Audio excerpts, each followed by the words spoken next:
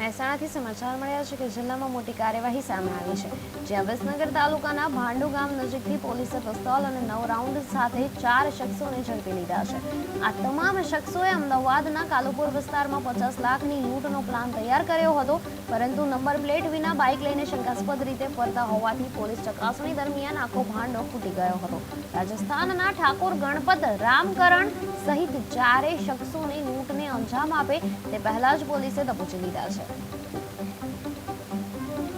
મહત્વના સમાચાર જે છે મહેસાણાથી મળ્યા છે કે નંબર પ્લેટ વિના બાઇકથી ભાંડો ફૂટ્યો છે, ત્યારે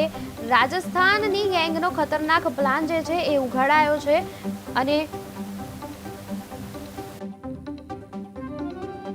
મહેસાણા જિલ્લામાં ગુનાહિત પ્રવૃત્તિઓ પર નિયંત્રણ રાખી શકાય અને ગુનાહિત પ્રવૃત્તિઓ ના થાય તે માટે સ્થાનિક પોલીસ તથા એલસીબી, એસઓજી તમામ શાખાઓને ગુનાહિત ભૂતકાળ ધરાવતા લોકો ઉપર નજર રાખવા માટેની સૂચના કરવામાં આવેલ હતી। આ ઉપરાંત કંઈ પણ ગેરકાયદેસર પ્રવૃત્તિઓ હોય તો એની ઉપર નજર રાખવા માટે પણ સૂચનાઓ કરવામાં આવેલી હતી,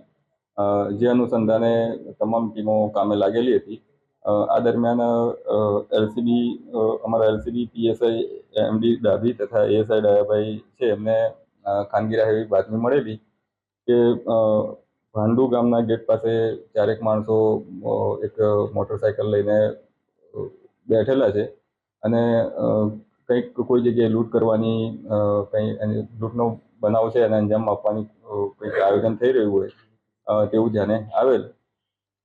એલસીબીના માણસોએ ત્યાં આગળ જઈને તપાસ કરતા